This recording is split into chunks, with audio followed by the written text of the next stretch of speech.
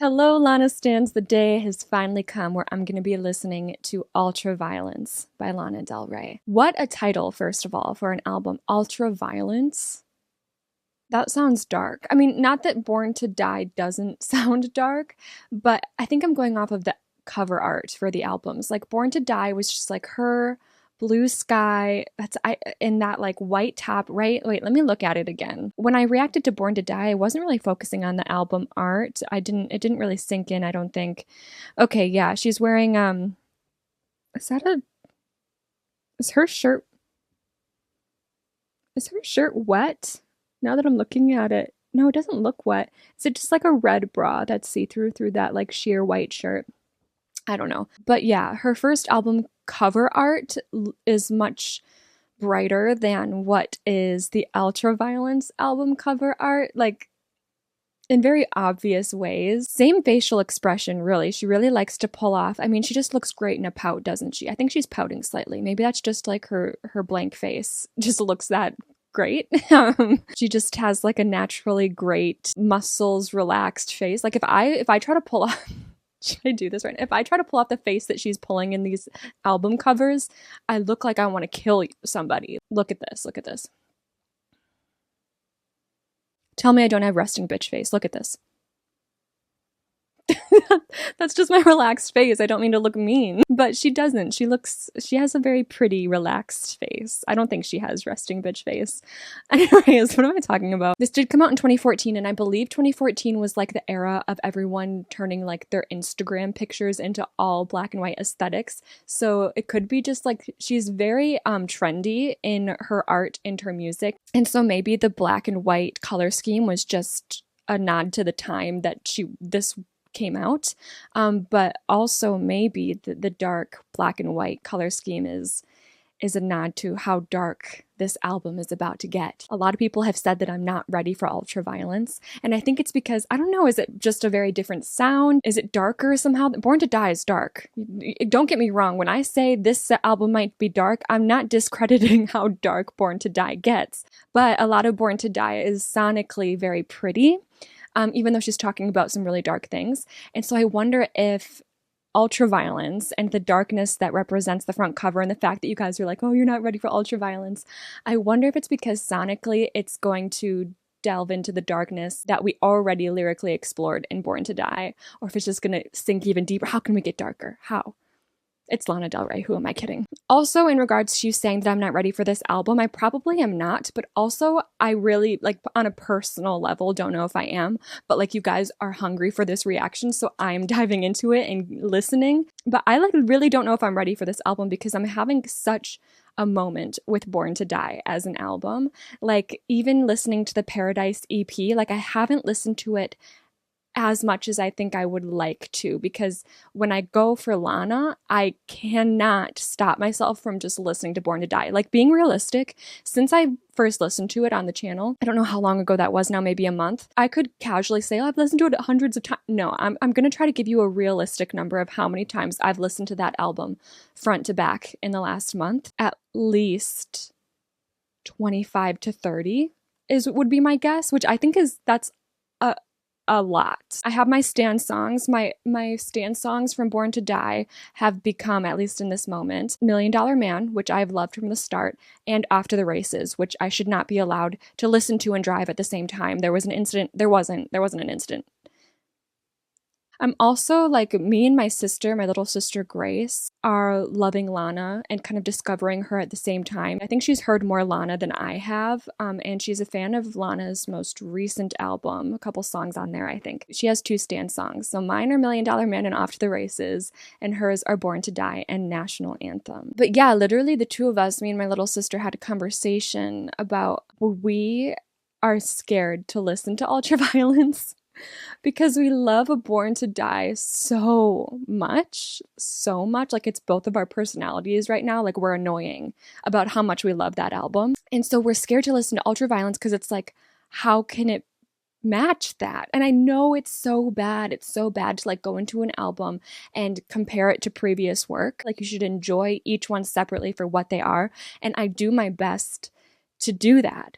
But sometimes it can be hard, like when you love something so much, to not just naturally compare. So that's what I've been nervous about for Ultraviolence. Like, I just don't know what is going to happen. Like, can I love two albums equally at the same time? Am I going to ditch Born to Die to have my moment with Ultraviolence? Am I going to miss what is great about Ultraviolence because I'm too obsessed with Born to Die right now?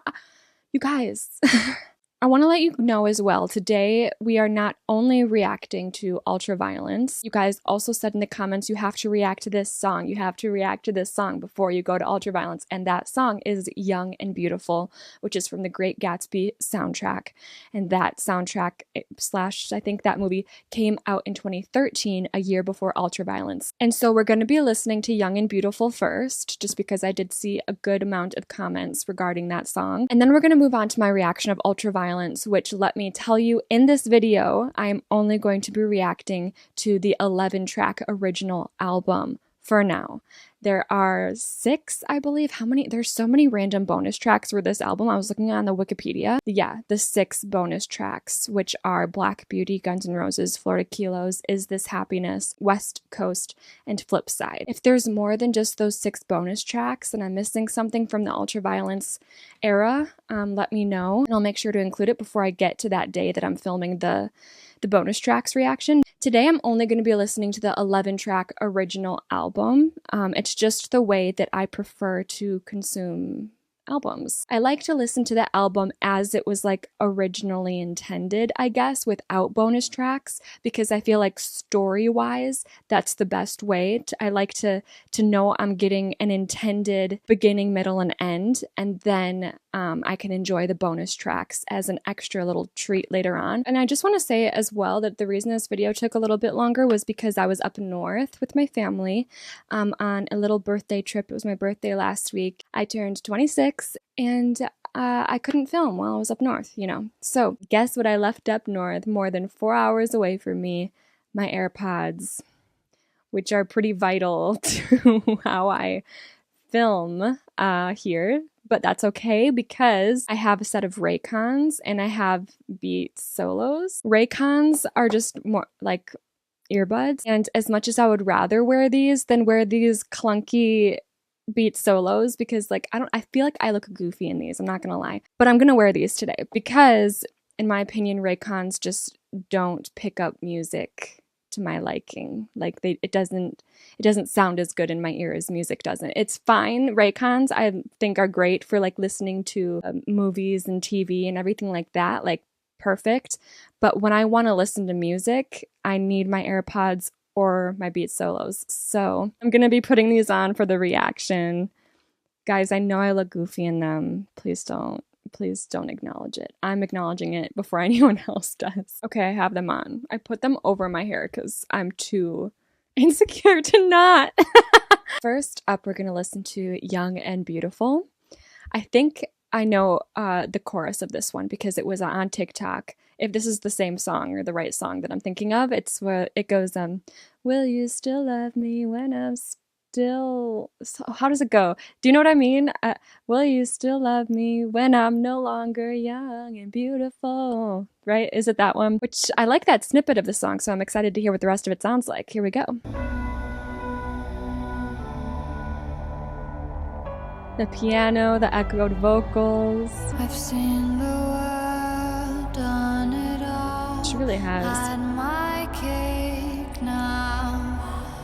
Diamonds brilliant and Bel-Air now. Totally forgot to mention too, I guess we didn't get to Ultraviolence yet, and that might be why. I'll talk about it a little bit more when we actually get to Ultraviolence, but I think from what I heard and from what I read in comments, it was very clear that Born to Die was her New York City setting, and then Paradise EP was her journey from New York to LA, and then Ultraviolence is going to be in LA, and Young and Beautiful is apparently in LA as well. Bel-Air, a little shout out to her song Bel-Air. Hot summer nights, mid-July, when you and I were forever wild. Yes. The way you'd play with me like a child.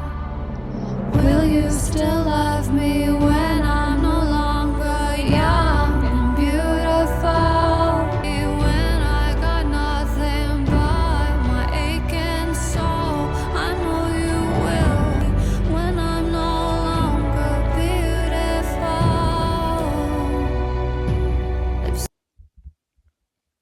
making me realize that maybe I did know in the back of my mind, but this part of Hot Summer Nights Mid-July when you and I were forever wild, is that a separate TikTok sound? Or did this part and Will You Still Love Me get meshed together into the same TikTok sound? I'm not sure, but I know both of those. Okay, I've seen the world, done it all, had my cake now. I love how she pronounces diamonds. I think she only does that as like a creative decision in her music, but she's done that a couple times where not even just with the word diamonds, but where she pronounces, instead of saying diamonds, she says diamonds and pronounces it how the word actually looks. She's done that a couple times throughout her music, and it just is fun. It makes it fun to sing to as well. Like, what else? She did that a lot in National Anthem, where she goes, "Give me a standing ovation." Like, she just says stuff in a silly, goofy way that I enjoy. Okay, Hot Summer Nights Mid-July. Oh my god, it's mid-July right now. When you and I were forever wild. The crazy days, city lights, the way you would play with me like a child. She kind of has a big romanticization over a childlike nature, I would say. I don't want to, it sounds kind of weird to say, like I don't mean it in a problematic way. She has a very intense relationship with her inner child. She connects with people who also, I think, can allow themselves to be free in that way. But I like that she says, the way you played with me like a child, and then immediately follows that up with, will you still love me when I'm no longer young and beautiful? Like, are you romanticizing this stage of my life too? Like, or do you actually see me and understand me to my soul? Will you still love me when I got nothing but my aching soul? Aching. It's an interesting word to use there. It's like she knows by the time she grows up, she's gonna have been through so much. And then I know you will.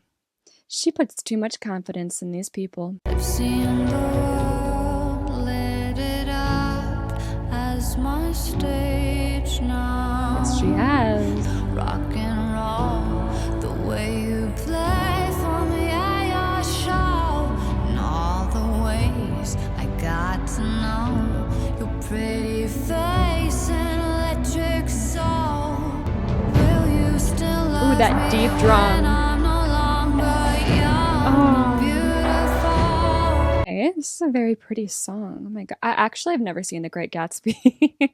So I don't know what situation this song would go along with for the movie, but it makes me want to watch it if I'm being honest. I've seen the world lit it up as my stage now. Channeling angels in the new age now. She literally does. She channels angels. Did she? No, I don't want to go that far. I was going to say, did she bring back strings? Because I correspond like strings and echoey orchestras, and a lot of the sound that she does sounds like very heavenly. Do you think that's what she's referring to? Like the music style that she uses is like angels singing sometimes, and like she brought back that sound into the modern age? Because I would agree. Hot summer days, rock and roll, the way you'd play for me at your show, and all the ways I got to know your pretty face, and electric. She loves that word. She loves electric as an adjective. Me too, girl. Also, I just find it really cute how these lyrics match up, where she's talking about lighting it up as her stage, like lighting the world up as her stage, and a nod to like her own success, but then she still is clearly giddy over the way that he would play for her at his show. That's so cute. Dear Lord, when I get to heaven, please let me bring I've heard this. my man. Oh, that face makes me wanna party. He's my sun, he makes me shine like diamonds. That is so pretty. Oh, this bridge. I love this song.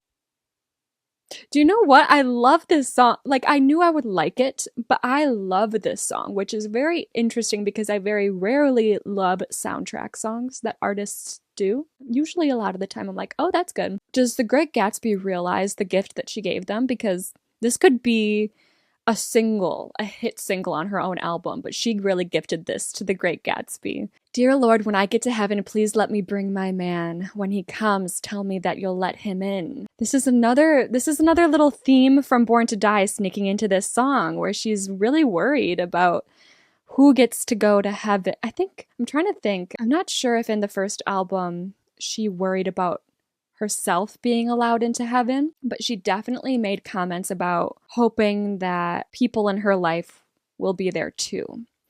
And so it's interesting to see that theme carry on into this song. That grace, that body, that face makes me want to party.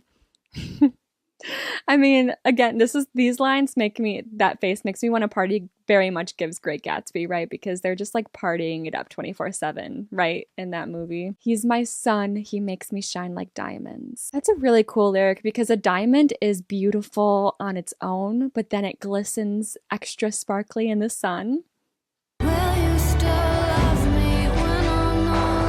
Those strings in the back.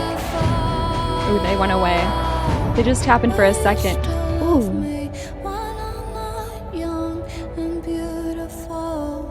Oh, I love the way she changed that delivery on that last line. I also love the fade out there. It makes sense with this song. Oh my god, you guys, I'm not used to wearing these. Like, it hurts the top of my head. How do gamers do this? Right?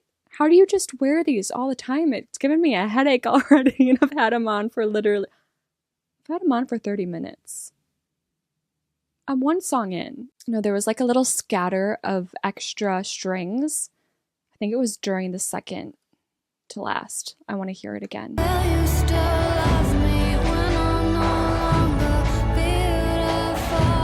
Yeah, it's over that second to last. Just for a second, but it just adds. Oh, wow, this is really beautifully produced. And the lyrics, too, are equally vulnerable and just lovely. All right, well, that is Young and Beautiful, which, you know what that means. It's time for Ultraviolence.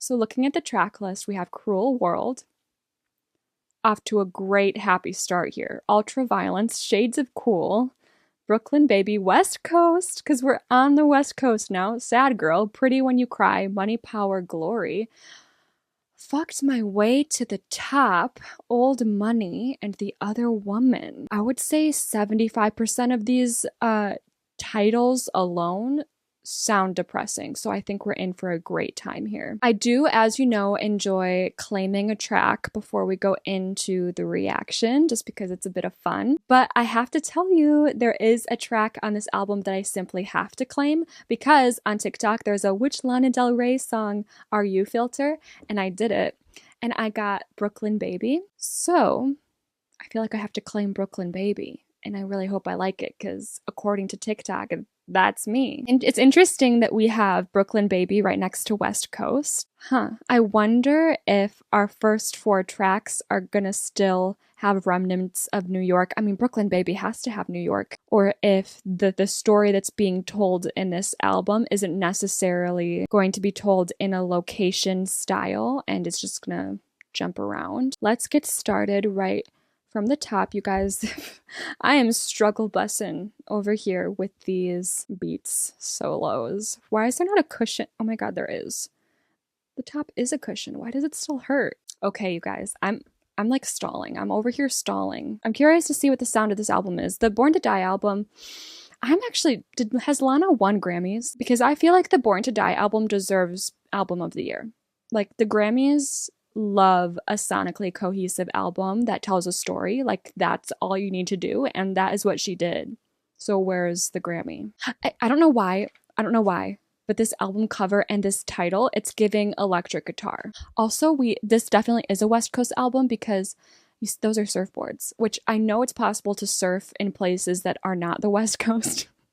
But within the Lana storyline, it makes sense to me that the surfboards probably represent that she's, on the West Coast. Also, I want to mention before we get into it that if you would like to watch my full reaction, that uncut footage is available below on Patreon. But if you would rather just watch my edited reaction to this album here on YouTube, I guess let's get into it.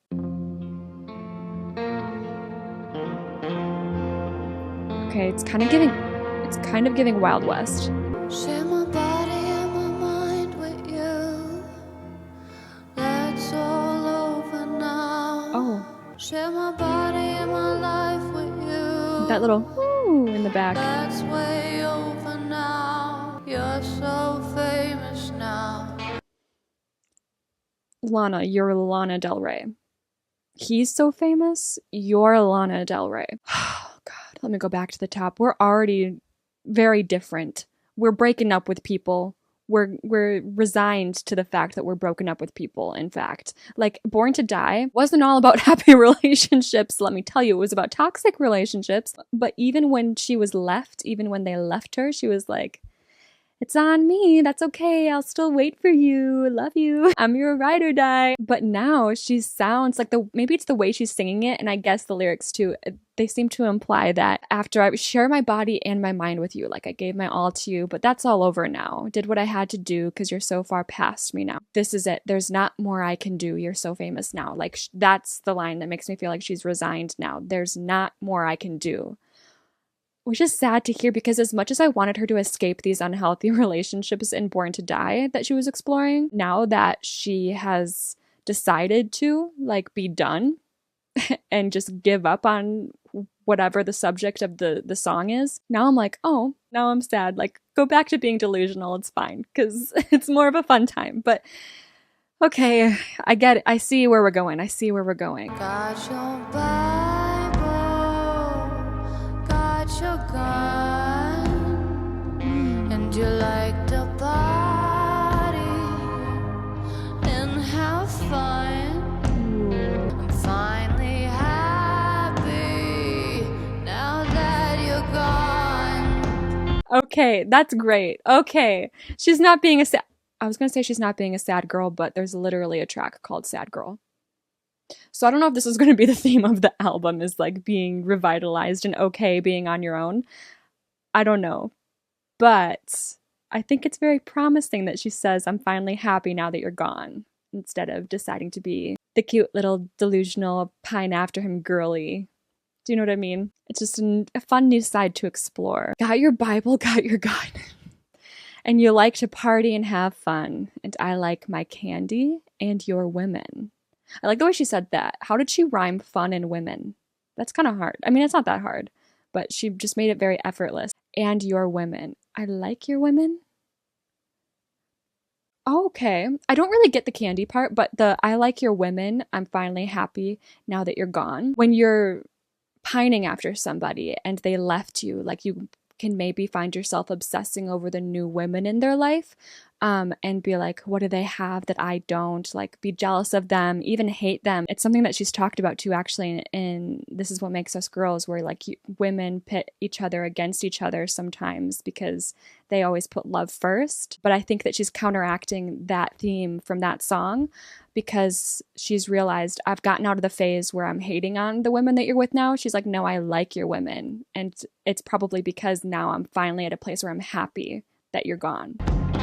Put my little red party dress on. Everybody knows that I'm the best. I'm crazy. I don't know what effect is on these vocals, but I love it.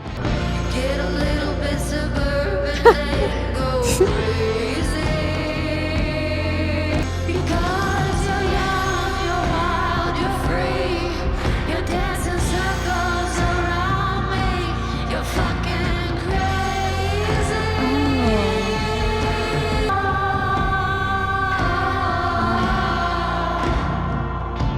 You're crazy for me. What just happened? What just happened? where did the story of the song just go? Let me fathom. Okay. So we just reached a point in the song where she was like, I'm happy that you're gone. Goodbye. And then we go to got my little red party dress on. Everybody knows that I'm the best. I'm crazy. So she's like feeling herself. Makes sense. Love that. Get a little bourbon, a little bit of bourbon in ya. Get a little bit suburban and go crazy. What does she even mean by that? Suburban. Suburban just doesn't give go crazy, but I guess that's what we're gonna do. Because you're young, you're wild, you're free, you're dancing circles around me. You're fucking crazy. Okay, well, at this point, I could say she's singing about the man that left her. And she could be like, yeah, now you're young and wild and free. You were tied down to me. It gives the impression that he felt she was his ball and chain. And now he's young, wild, and free without her. Dancing circles around me, like she's like, I'm crazy. And I'm out here being crazy. But you're dancing circles around me. You're even crazier than me. And she says that, you're fucking crazy. Oh, but then this is what throws me off. At the end, she goes, oh, you're crazy for me. What do you mean he's crazy for you? Are you guys not separated? Are you guys not living two different lives right now? What do you mean he's crazy for you? Oh, and by the way, incredible melodies, incredible vocals. I don't know what kind of effect is on that. It sounds very echoey, but a lot of the time when you put an echo on a vocal, it makes it sound emptier. Is that the right way to say it? Like, it sounds lighter. I feel like it's because maybe there's layered vocals and an echo on those layered vocals that makes the sound very full and makes her voice sound very even stronger. Whoa. This is a long song. I just looked at the top. We're 2 minutes and 18 seconds in, and we have 4:21 left. I'm not going to lie, that makes me nervous, because if it's not Taylor's All Too Well 10-minute version, I have a hard time with long songs. I wonder if this means there's going to be like a really long, I'm guessing there's going to be a really long instrumental bridge or a really long instrumental outro. We'll see how I like it. Sometimes those hit, you know what I mean? Like Hotel California with that long instrumental iconic outro. I would judge you so hard if you skipped that. I did what I had to do. I found another anyhow. Okay, so she's not in her single girly era.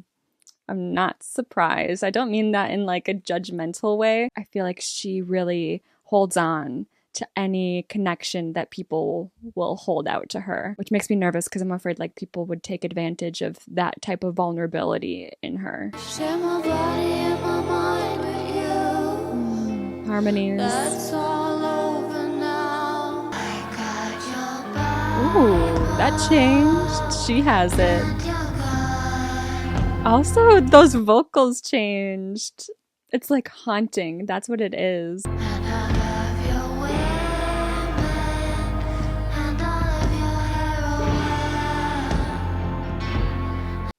Well, that makes me think maybe I interpreted it wrong. I love your women and all of your heroin. Because my interpretation before was that her saying she loved his women was like she loves that he's having his fun with them because she could care less about him. But her saying that I love all of your heroin, that's a kind of terrible thing to say if I'm like interpreting it in the same way where it's like, oh, I love that you're just hyped up on a bunch of heroin all the time. You do you, I'ma do me. Like, that's a little cold. Maybe that is what she means. I don't know. I don't know what to take from that. Oh. The drums.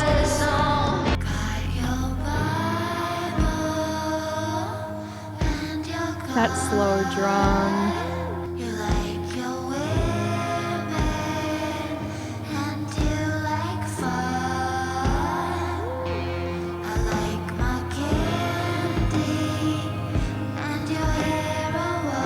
About drugs when she says candy.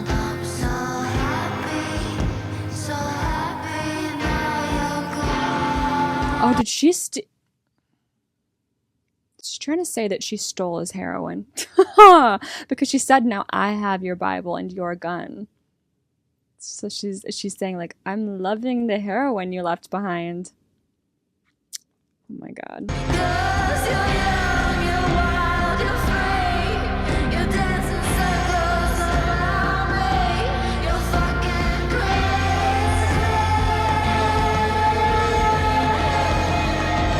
I wish she would shout even a bit more.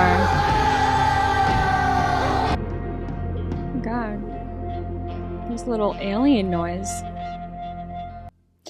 We didn't get an instrumental break really, but it did not feel long to me. I wonder, if I'm being honest, like, you know how some songs, like you hit a certain point in the song and then you skip to the next, like you love the song, but then it hits a certain point and you're like, okay, that's where the song ends for me, and you go to the next one.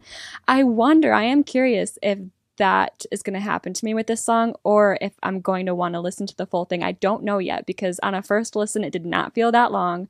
I enjoyed it from top to bottom, but I wonder as I get more familiar with the song, if it's going to be one where I hit a certain point in it and I want to go to the next one, or if it's going to be one that somehow keeps me from top to bottom despite it being so long. Also, you guys, there was like a little alien noise at the end there, and it was like a rubber thing, like, you know when you take something rubber and you flap it and it makes like that rubber flap noise? Do you know what noise I'm talking about? I heard that noise at the end of the song, and it made me think of that noise in the beginning of $1 Million Man. And I had to look it up. I looked up what that noise was because I love it so much, you know, where it's like, you're a Lana fan, you know. And apparently it's like a distorted loon. And I can't remember the name of the woman who produced that track, but it's like her signature sound. I feel like this song and the message of it might make more sense to me when the album is finished and I look back at the album as a full story arc. But right now, what I'm taking from it is she's enjoying her life, enjoying herself, enjoying who she wants to be with after someone left her, and she has found peace with him leaving her. And she acknowledges that he's crazy, but she's crazy too, and they're both just being crazy in different ends of the country, maybe. Maybe she left him in New York, I don't know. Oh god, oh god. Next up is Ultraviolence.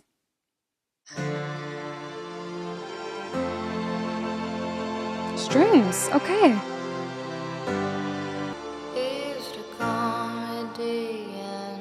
Why? Oh.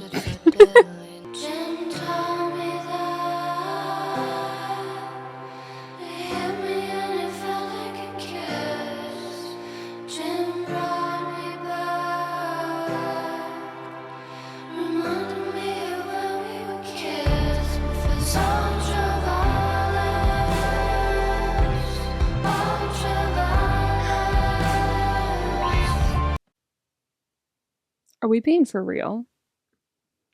Is this a real her life situation we're talking about? He used to call me Deanne, that stood for Deadly Nightshade, because I was filled with poison, but blessed with beauty and rage. Very poetic, I love that. But then we say, Jim told me that. He hit me, and it felt like a kiss.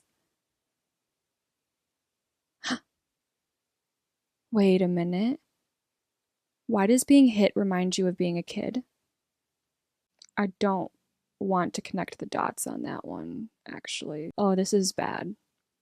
This is sad, I should say. Also, who's Jim? Is that just a random person, or is she making another reference to Jim Morrison? Because she did that, I think, in Paradise. I just went to Jim Morrison's, like, personal life section on his Wikipedia to see if there's any, like, she might not even be talking about Jim Morrison. She might just be throwing a name out there, but I know that she's referenced him in the past, so I just wanted to check in on him. His parents had determined never to use corporal punishment such as spanking on their children. They instead instilled discipline by the military tradition known as dressing down, which consisted of yelling at and berating the children until they were reduced to tears and acknowledged their failings.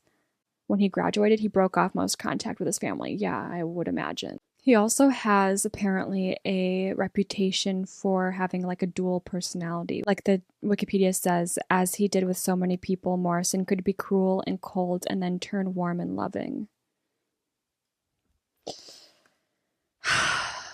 All right, let's see where this song goes, because if it goes, I don't know. Let's see. I can hear sirens, sirens. He hit me and it felt like a kiss. Jim raised me up. He hurt me, but it felt like true love. Jim taught me that loving him was never enough. It's ultraviolence. This is actually, like, I didn't know we could get sadder. This is a song about her being brainwashed into liking abuse. Oh my god. Jim taught me that loving him was never enough. Go ahead and, like, try to tell me. Give me a more depressing lyric than that. Like, in the context of this song, that's the most depressing lyric I've ever heard. Ultraviolence. Sounds beautiful, though.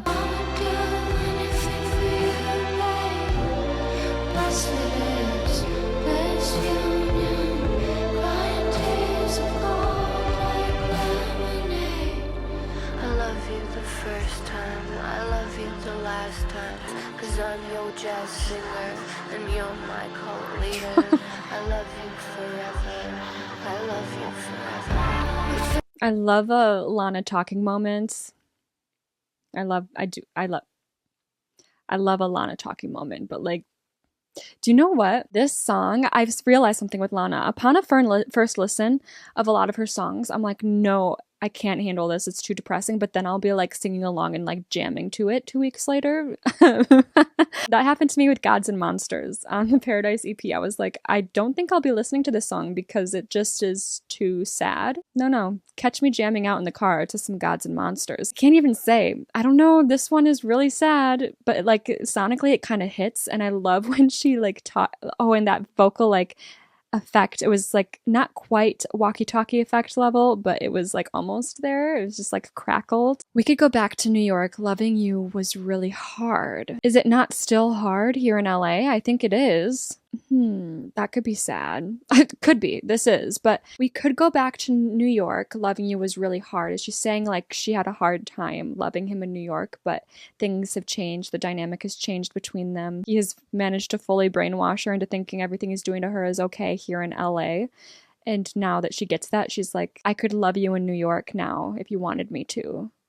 I could love you anywhere type of thing. This is a pretty line. Crying tears of gold like lemonade. Like lemonade, because usually tears are salty, but lemonade is sweet. Oh my god. So like regular tears of sadness, her tears used to be salty like everyone's tears are, but now that she's been brainwashed, these tears that she cries are gold like lemonade. They're sweet now. She is okay with them and she's happy with them.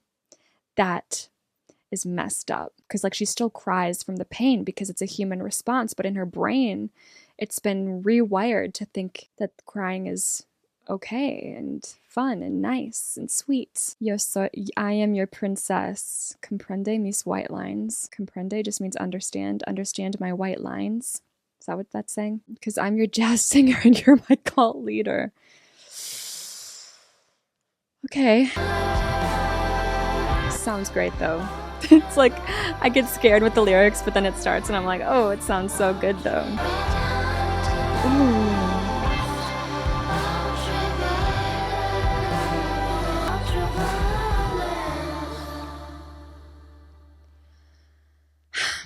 I don't think we can get more depressing than that. I'm just going to say it now. I don't think that there could be a more depressing song, not only on this album, but in her entire discography. What can be more depressing than being brainwashed by someone that you think you love into taking their abuse and liking it? It cannot get lower than that. And that's the title track. What does that mean thematically for this album? All right, next is Shades of Cool. It has a little star next to it. I don't think I know any of these songs. Were any of these on the radio? Let me know. Shades of Cool is kind of giving like different sides of a person, but every side of them is cool, and it's just a matter of how terrible they're gonna get. That's what Shades of Cool is giving. Okay, here we go.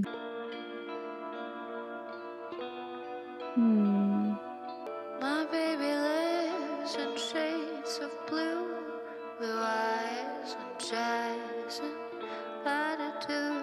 He drives a Chevy. That was my best friend's car when we were young. He calls for me, not for you. He loves his drugs, he loves his baby too. Blue eyes, jazz, and attitude. Lives in California, drives a Chevy Malibu. And when he calls, okay, you know what? I'm going into these songs assuming that I'm gonna hate whatever man she's singing about based on what I've heard from the first two tracks. But maybe I'm coming down a little too hard on this one, a little too quick. It's okay, Shades of Blue. There's nothing wrong with him in these lyrics. When he calls for me and not for you. Okay, so she's clearly proud of being his. But I can't fix it. I'm happy we know this. Can't make him better. But you are unfixable.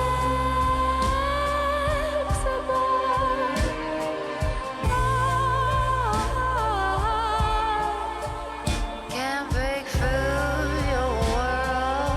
Oh. This might be my favorite chorus yet. Also, this is the second time I'm hearing this sound. I don't know which song it was in before, but there's this like effect in the background where it goes wah, wah, wah, wah. It doesn't sound like that, but do you know what I'm saying? And I like it.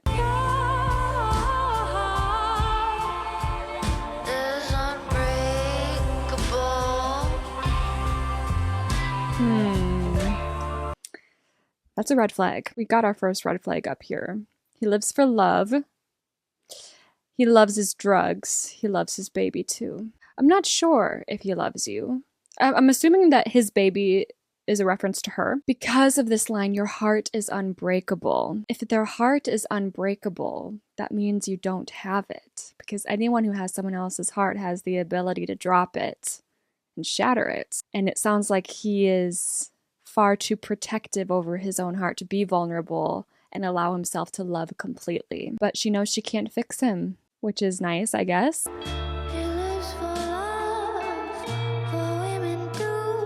Women plural.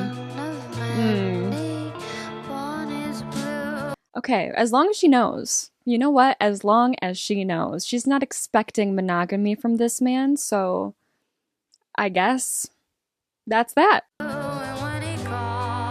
But then she says this. Okay, so this line is making more sense to me now with the context of her saying that she's aware that she's one of many women in his life. However, she says, and when he calls for me and not for you. She's basically saying, but I'm his number one though, by saying he calls for me, not for you or any of the other girls. Do we think that's like in her mind, or do we think she's really his favorite? I bet all the girls think that they're his favorite, right?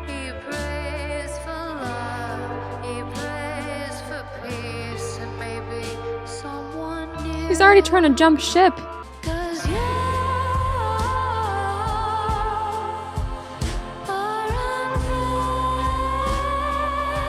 Oh, I love this part.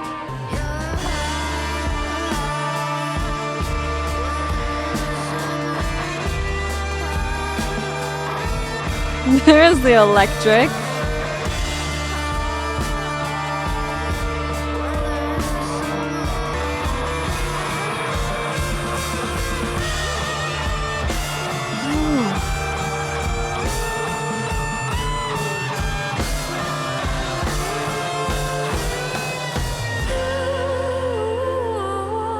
I don't know how I feel about that bridge because, like, I love that little guitar solo. That was incredible. But I'm interested in why she decided to cover up her voice with it. I don't think I've ever heard anything like that before, where like she's singing, but like the guitar solo is kind of tuning her out. It's interesting that she calls him shades of cool, and then she refers to him as like your hot weather in the summer, hot neglectful lover. And it makes sense sonically that we're like boosting up the electric guitar and getting this intense solo where she's talking about the other side of him.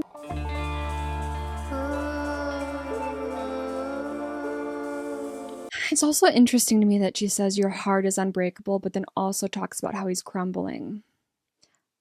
Can those two things be happening at the same time? Maybe his facade is crumbling and she knows, because again, we're talking about like the heat. She's talking about him in a hot shade instead of a cool shade when she talks about him crumbling. So maybe like she acknowledges the shades of cool as being his cover to who he really is. And he portrays himself as being shades of cool with an unbreakable heart, but really he's just slowly crumbling. That's kind of what I am taking from this, I think. But I think this is one where I would need a couple listens to totally grasp it, if I ever do fully. There are some Lana songs where I'm like, maybe I'll never get it, but I can bop to it. Okay, next we have Brooklyn Baby. So my idea of maybe leading up to Brooklyn Baby, us still being in New York, is out the window. We are very clearly in LA. So I'm wondering if Brooklyn Baby is going to be like her acknowledging the fact that she's still a Brooklyn baby even in LA. Or if we're going to take a trip to New York here. I don't know. Let's see. And this is my claimed song. This is the song that is apparently me, according to TikTok, which, as we know, is extremely reliable. They say I'm too young to love you. They think I don't understand the freedom land of the 70s.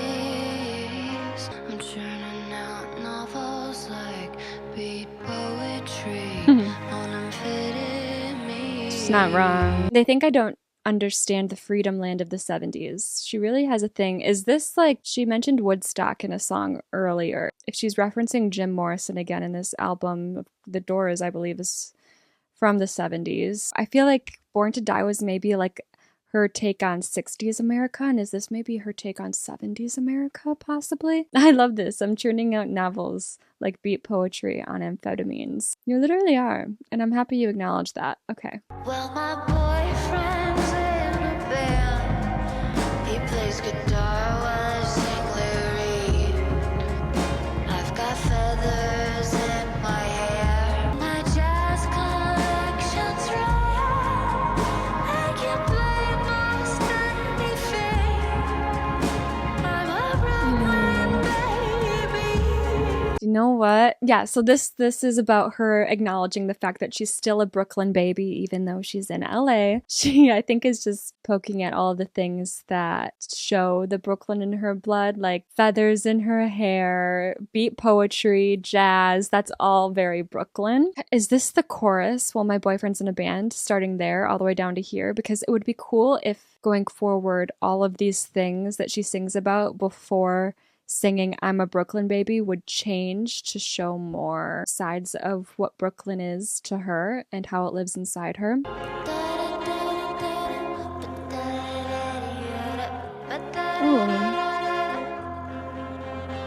Say I'm too dumb to sing. They judge me like a picture book by the colors, like they forgot to read. I like that. You're up, I'm down. You're blind, I see. And I'm free.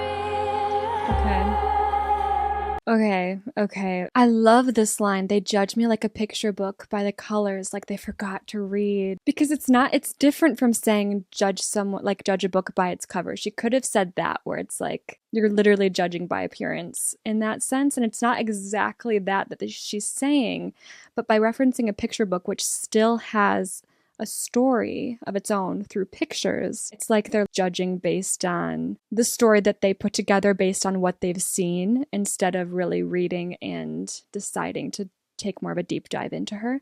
I think that's a really cool way to put that. And then she goes on to describe like all these opposites and all these things that clash, and that's her and her boy. They clash and they're opposites in every way. But I'm free. My boyfriend's in a band. He plays guitar while I sing lyric. Okay, same chorus. I've got feathers in my hair. Talking about my generation. Talking about Twacken. our nation. And if you don't like it, you can beat it. If you don't get it, then forget it. Yeah. 'Cause I don't have to fucking I love this. I love this bridge. I love what she's saying in it. A lot of this song is like her talking about the physical ways that she feels free, but I feel like this bridge really represents the mental freedom that she has acquired through, I don't know, just who she is or gaining self-confidence. I feel like she never had trouble with that, to be honest. I think it might just be who she is. She just gets it, and she gets herself, and she doesn't care what other people think. I wish I could be like this. If you don't get it, then forget it, because I don't have to explain it. It's as simple as that. I wish everyone could just feel this way and scream it from the rooftops and not care. If you don't like something, why are you wasting your time with it? And if you don't get it, then forget it. You don't have to hate on it. I like that. I don't have to explain it. I love that she feels this way. I get high on hydroponic. Ooh, we are changing some of the lyrics. And my jazz Oh, that's the only one. Okay. yeah, my boyfriend's Ooh. pretty cool. That deep voice with her now. As cool as me. Do you know what? I really, really, really like this song. I like the vibe of this song. I like the self-confidence in this song. And I think the only thing that I would change is I'm obsessed. I love the chorus, but I think it would have been so much fun to switch up the lyrics of the chorus on every chorus, or at least the last one, which she did change that one lyric in the last one to I smoke something. What does she smoke? I get high on hydroponic weed. But I wish the whole chorus was different, because I think that would have just added more fun and freshness to the song. But I did really enjoy this song. It was welcome change to the themes of the rest of the album so far. Now we are getting into track 5, West Coast. Oh. This is kind of giving like Sublime. Down on the West Coast, they got a saying, if you're not drinking, then you're not playing. But you got the music, you got the music in you, don't you? This is already my favorite song so far. Whatever she's doing with her voice is my favorite thing. And like the rhythm, the flow of how she's singing. Okay. What did she just say? I don't know what she just I have no idea what she just said. I'm just realizing that now. I could not tell you a single thing that she just said or what the song is about. I was not paying attention because I was so taken by the way that she was singing that I forgot to listen. What is it? Down on the West Coast, they got a saying, if you're not drinking, then you're not playing. But you got the music in you, don't you? As in what? As in you don't have to drink because you have the music in you? Let's see. Down on the West Coast, I get this feeling like it all could happen. That's why I'm leaving you for the moment. I'm feeling hot to the touch. You say you miss me, and you say I miss you so much. But something keeps me really wanting love. Your love, your love. Now what? I can see my baby swinging. His parliament's on fire and his hands are up on the balcony, and I'm singing, ooh baby, I'm in love. Chills everywhere. Intense ones. Oh my god. Lingering chills. Favorite song. Down on the West Coast, I get this feeling it all could happen. That's why I'm leaving you for the moment. What can he come with? Wait, are we talking about the boy she left in New York? Boy Blue. I feel like, is she referencing back to Shades of Cool? I think she describes that boy in that song as Blue. Boy Blue, yeah, you. Clearly he knows who he is. I love that she says, yeah, you. You say you miss me. I want to say I miss you so much. Like, she wants to have that connection. She wants to be the hopeless romantic that she is, but she's just not feeling it. She's more in love with the West Coast right now than she could be of this man. Your love, our love. Okay, so then she switches it up and she's talking about their love. Something keeps me really quiet. I'm alive. His parliament's on fire and his hands are up on the balcony. And I'm singing, oh baby, I'm in love. It's interesting to me that she changes it to our love because I'm not feeling love for him exactly on her part. I'm feeling the love for the West Coast on her part right now. But it's like his love for her is keeping her quiet and keeping her from admitting that she doesn't feel the same way. And maybe what our love used to be, I can see my baby swinging. His parliament's on fire and his hands are up, like he's all in. And she's singing, oh baby, I'm in love. And maybe he thinks that she's feeling that way toward him, but she's not. She's feeling that way toward the West Coast. That's the vibe I'm getting so far, but I need to listen to the rest of the song to really get it, I think. On the balcony, and I'm saying, move baby, I'm in love. No, because I think, am I getting this right? Because now she's saying, move baby, I'm in love. Like, get out of the way, boy. I'm in love with this city. Like, let me see the view. Because he's on the balcony.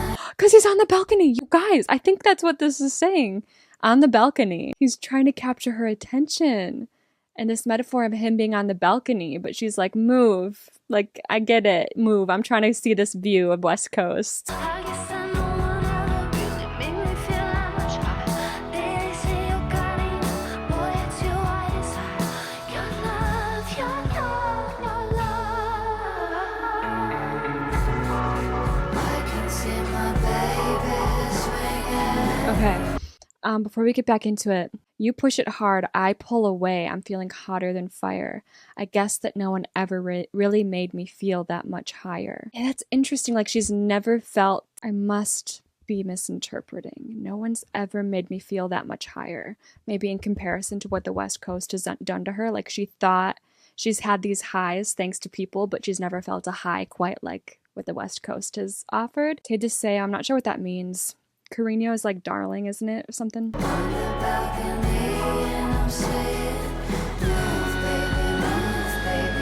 What is that?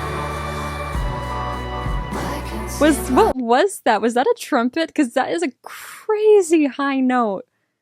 Or was it like something from a soundboard? You know what I mean? That was so interesting. I want to hear that again.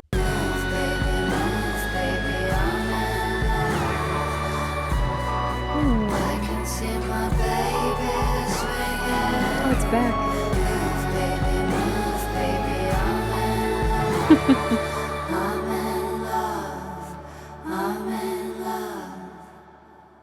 Favorite song. Favorite song by far, so far. Oh my god. And he has no idea. That's sad. He has no idea that she could care less. It's so funny to me. Her telling him to move on the balcony so she can see the view. That's so funny. Oh god. Next up is Sad Girl. We haven't really gotten, this is a very slow album. Like literally, like the songs have been slow. I'm kind of hoping by the end of it we get like an upbeat one. But I don't think that's gonna be Sad Girl.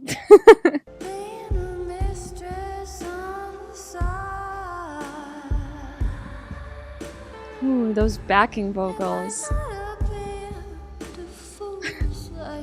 Fools.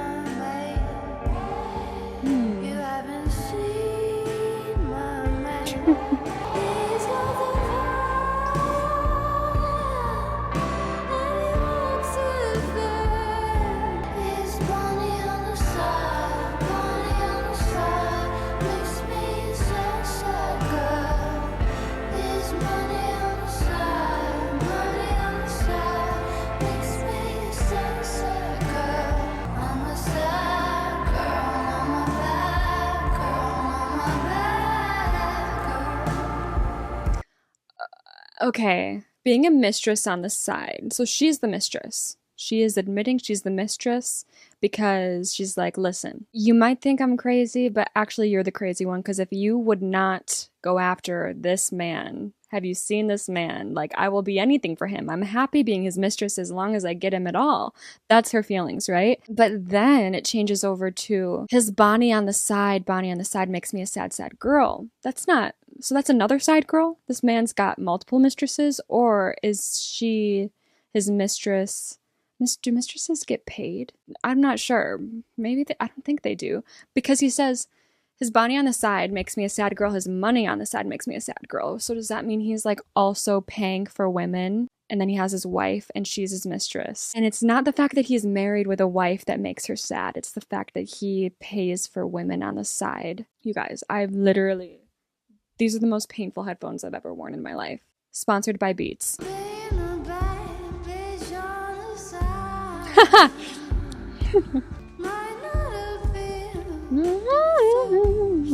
I love that melody. It's so funny that she follows it up with this. She's like, you would do these things if you saw my man. You would do the same things I do.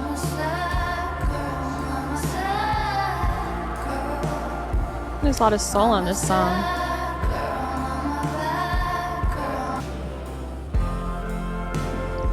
Is that a choir in the back?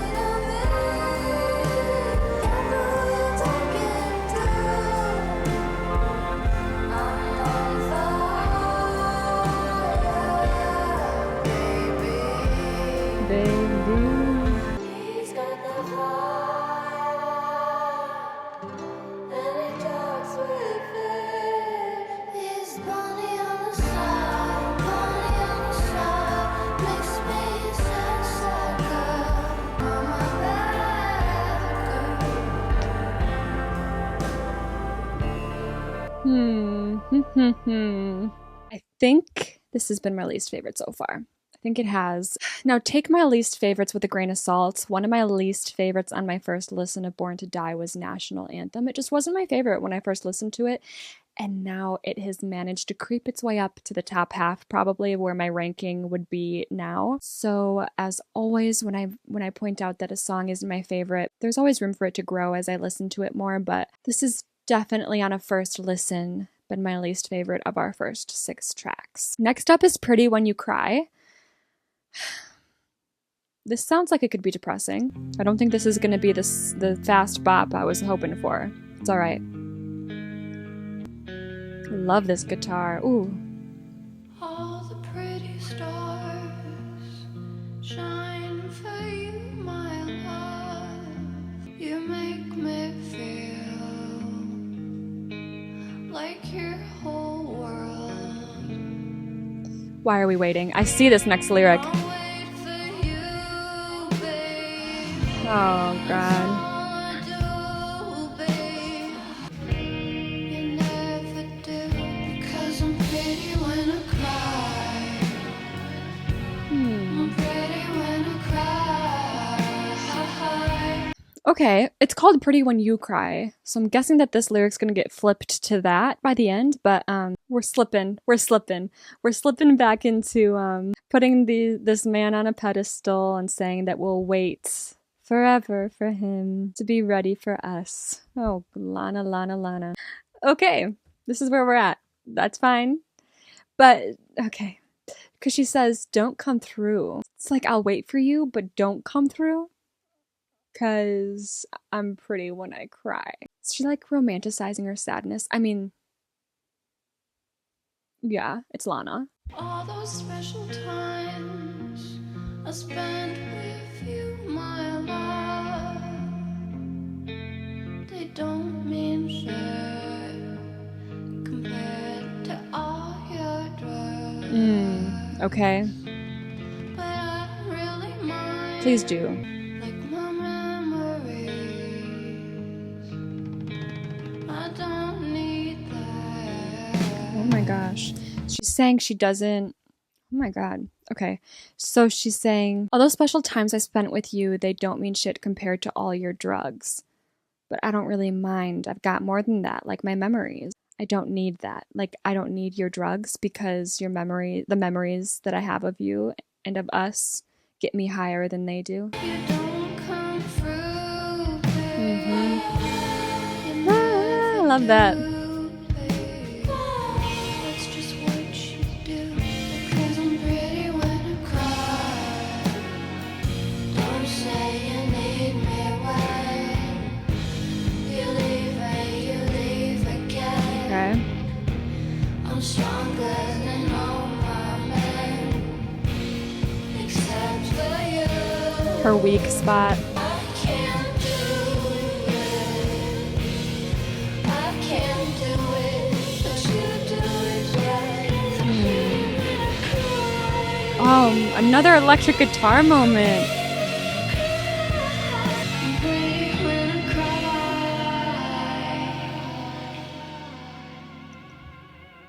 Oh. Okay. Wait, I need to go back and comprehend this. You're leaving. I can't do it, but you do it well. I can't do it as in I can't leave you, and I can't let go. Like in my heart, I cannot let go of you, but you just cast me aside so well. Cause I'm pretty. Why is it called? I wonder. It never changed to Pretty When You Cry. She always says, cause I'm pretty when I cry. So I wonder why it's titled Pretty When You Cry. I'm really curious about I don't know, Sad Girl and Pretty When You Cry haven't been my favorite so far. There are things I liked about both of them, but they just don't stand out to me for some reason. And I'm very curious about what the consensus of the fandom is on these songs. Even more this one, Pretty When You Cry. Like, what do you think of it and the message? Next is Money, Power, Glory. Oh my God. These next 3 songs, like the titles, Money, Power, Glory, Fucked My Way Up to the Top, Old Money, they all very much give Hollywood. Is that static? Ooh, the little crackle. And piano. You talk lots about God. Freedom comes from the call, but that's not what this bitch wants. Not what I want at all. I want money, power. Okay. Okay. I know I actually love this because a lot of the time especially for a woman saying this in 2014. It's a bold statement for anyone to make. Like, I want money, power, and glory. And a lot of the time, if someone makes it, someone might send a bit of a side eye, specifically women. When women admit to wanting things like this, I think, sometimes the vultures circle a little bit more. I do think, though, that in the last couple of years, that has changed a bit. But 2014...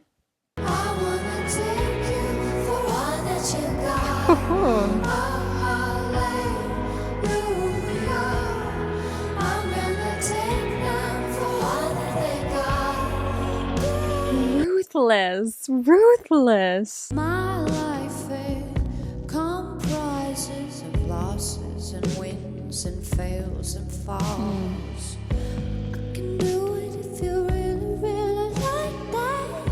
I know what you really want, but baby, I can do it if you think you like that. Money, power, and glory. I love the pauses between each one. Like, she's like, I'm not done.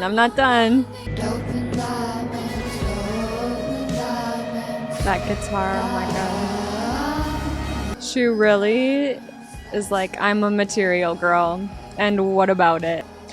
Also, this is her saying dope. I said, she says it in every album. She loves that word.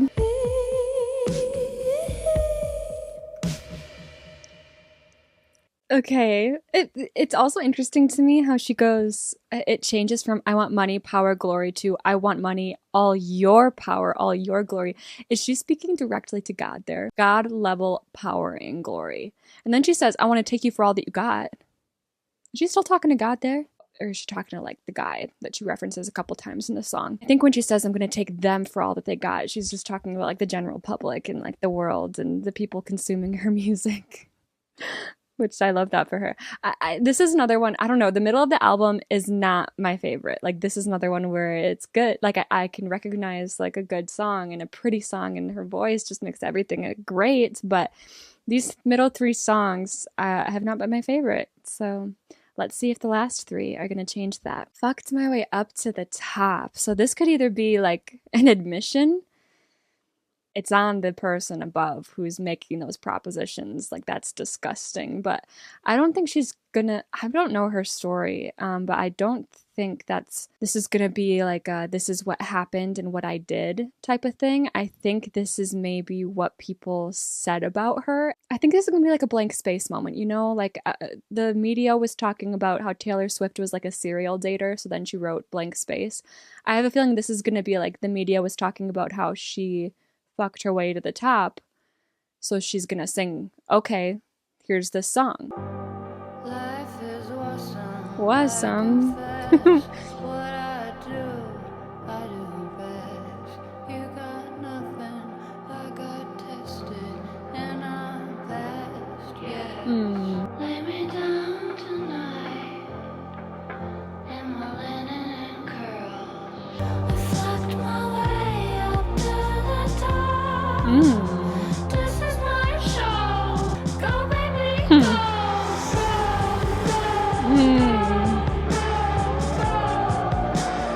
This is my show.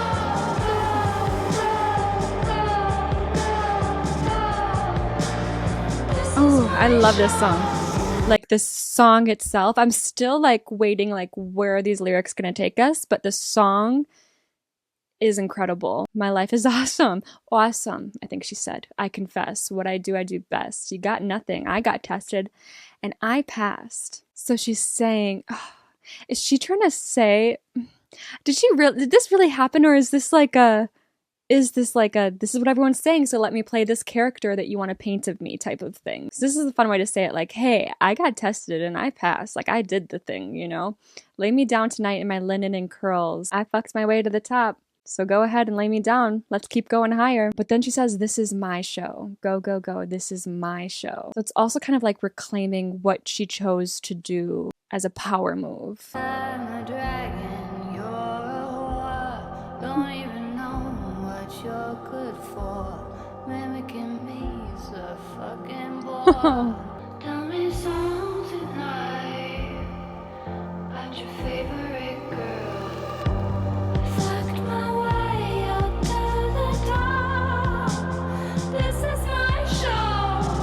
love that effect. I love this. The go, go, go. Okay, I don't know what to take from this second verse. I'm a dragon, you're a whore. Don't even know what you're good for. Mimicking me is such a bore. Who's she talking about in this second verse? I can't tell what she's saying or who she's talking to here. Help me out with that one, guys.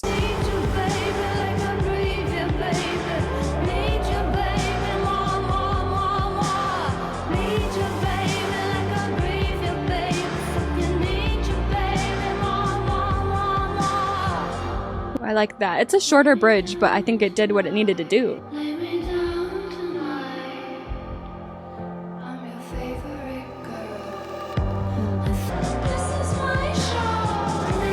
Oh, I like this as an outro. Yes, because it was short in the bridge.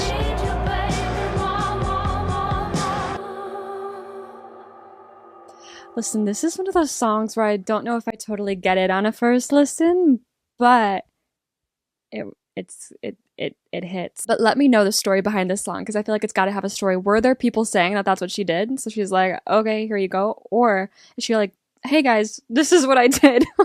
Next up is Old Money. Well, Lana's not old money.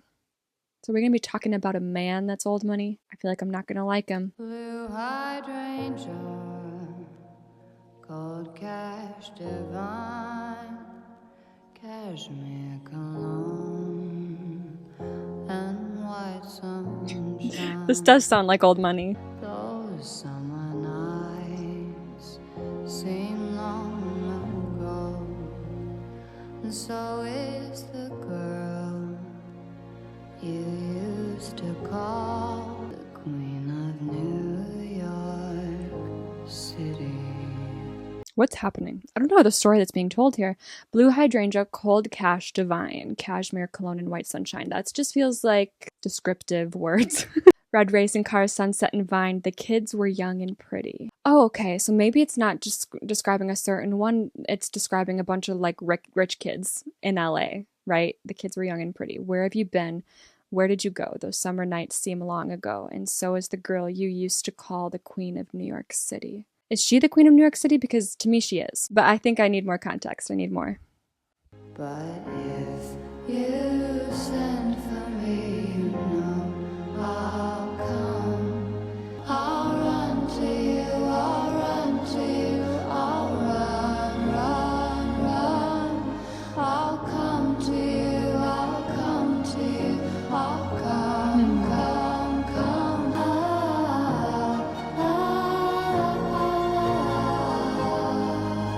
I still need more. I don't know. Power of youth is on my mind. Will you still love me when I shine? From words but not from beauty. Will you still love me when I'm no longer young and beautiful? My father's love was always strong.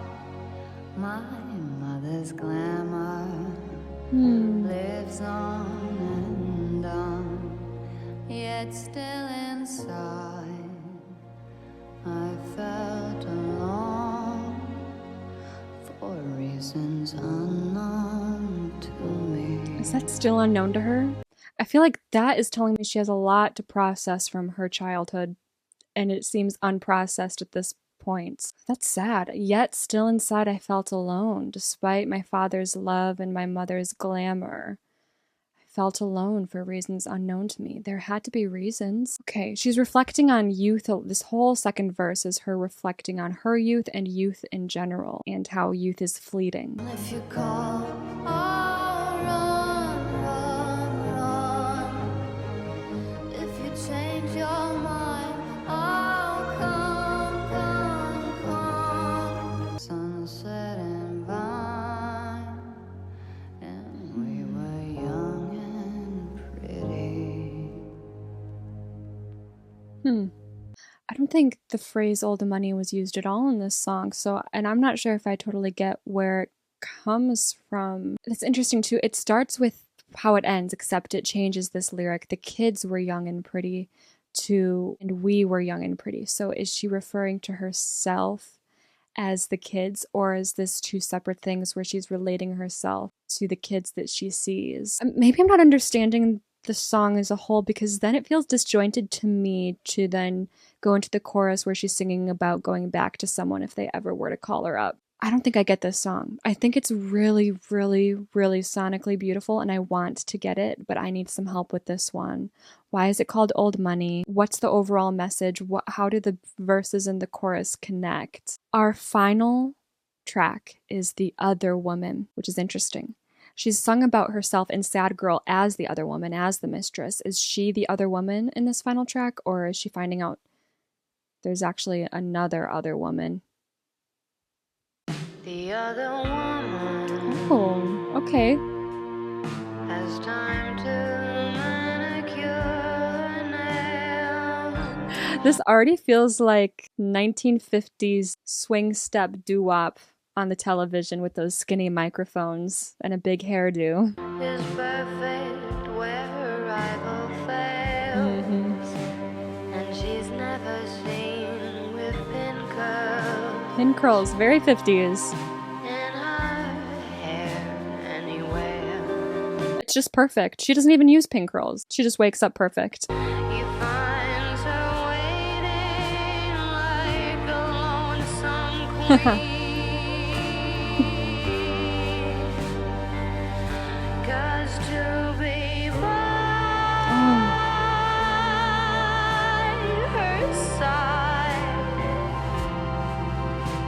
Such a change from old routine.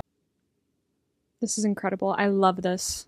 I love this. How does she capture the essence of an entirely different era of music? Make it modern, but make it work as one. So describing how the other woman is always perfect. This is where it gets interesting to me. When her old man comes to call, he finds her waiting like a lonesome queen. Like she's always pining. She always wants you so badly. So lonesome without you. And then you come and make her world greater. That's another way to put like how the other woman works. Like the main woman is like a real relationship. You've been together a long time. A lot of the time it's like you've been in a long relationship and then they get another woman because they're bored of their current woman. It's because the current woman doesn't give you like the starry eyes. They're not dazzled anymore. They just are comfortable and love you as a flawed human instead of as a perfect one. And the other woman is willing to give you the stars in her eyes for you and make you feel special in a fresh way that feels more like instantly gratifying. I think that that's what I get from that line, because to be by her side, it's such a change from old routine. Yeah. That's what I was saying. Like you fall into a routine with someone, you become comfortable with someone. For some people, instead of it becoming comfortable, they translate that in their head as to being boring. And so they try to get off with someone new to switch up their little boring routine. The other woman will always cry herself to sleep.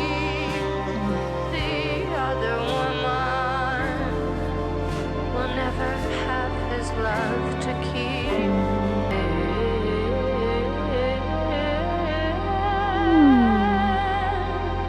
Her life alone.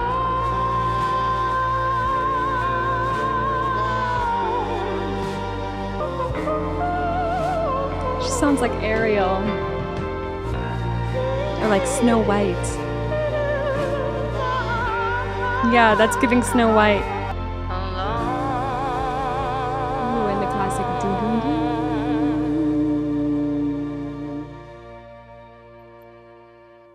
Wow. That is a great album. That's one of my favorites. Maybe in my top 3 ranking, but I have to like go back and organize everything and figure it out. But that is one of my favorite songs on that album. And I think that it ends and rounds out the album so well, because a lot of her music in this album is about being the other woman. And there's been mentions to it in a lot of her discography that I've listened to so far.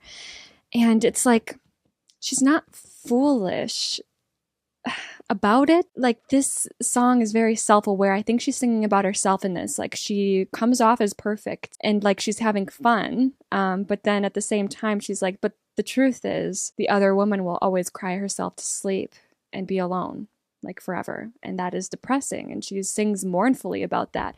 And it's interesting because it's like she chooses this role to play, but then at the same time, she is aware of how destructive it is. So, like, this side of her is something that I'm very curious to see evolve over her albums outside of Ultraviolence, because Ultraviolence is like messed up, like the song, but a lot of her tracks, it sounds like she's out of control, but it's like I think she knows what she's doing and she understands how it hurts herself, and she deals with that. She decides that it's worth it, which is sad. That was the album. That was Ultraviolence. We still have those 6 bonus tracks to listen to, which will be in a separate video. And I'll put up right here right away what my first listen ranking is. Of course, this ranking can move around a lot. I'm sure that it will as I listen to the album more. But this is where it's at right now. Yeah, a lot of more toxicity. More toxicity in this. Oh, let me take these off. Oh my God. Oh. So yeah, this album as a whole was depressing, just like the last one, and I think it leaned into that more, whereas sonically the last one was a lot more upbeat. This one was like, no, I'm going to talk about depressing things, and it's going to sound depressing at the same time. I feel like this one is also full of Lana surrounding herself with questionable people, Lana doing questionable things, Lana being a victim of a lot of unfortunate things, sometimes being aware of it and sometimes maybe not. Please let me know. This one, so Born to Die, I think even on a first listen, there was only 1 or 2 where I was like, I'm not sure, but they could grow on me, and they did. With this one, I think I'm pretty half and half with this album, where like half of it I really like, and there's about half, maybe a little less than half, where I'm like, I'm not sure yet. So let me know what your stance is on this album. I know that this album is a common fan favorite for some, but then I also saw comments from people saying, like, based on my Born to Die album reaction, that they think my favorite albums going forward might be more along the lines of Honeymoon and Norman fucking Rockwell. So maybe it's not a surprise that this one isn't instantly capturing me in the same way that Born to Die did, but I am very eager to continue listening to it and to update you when I do my bonus reactions. I might wait about a week, maybe, if not a little bit more, to do the bonus reactions, because I want to take the time to absorb this album and be able to tell you guys after a good couple more listens where I am with it when we do the bonus reactions. I hope that you enjoyed this video. How did I film for 2 hours and 36 minutes? It never makes sense to me. I actually don't know what album is going to be next. What comes after Ultraviolence? Let me look at that really quick. Is it Honeymoon? I don't know. Me pretending that I know. Let me actually look. Oh, it is. It's Honeymoon. And after that, it's Lust for Life, which I don't think I've really heard much about. Let me know all of your thoughts on Ultraviolence. What are your favorite songs? What's your ranking of the tracks? What were your first impressions? Like, did this album grow on you a lot? Was it an instant, like, love that you got when you first heard it? I'm very curious. Let me know, of course, all your interpretations of the songs, specifically the ones where I asked for some help on. And I will see you guys very soon for that bonus track reaction.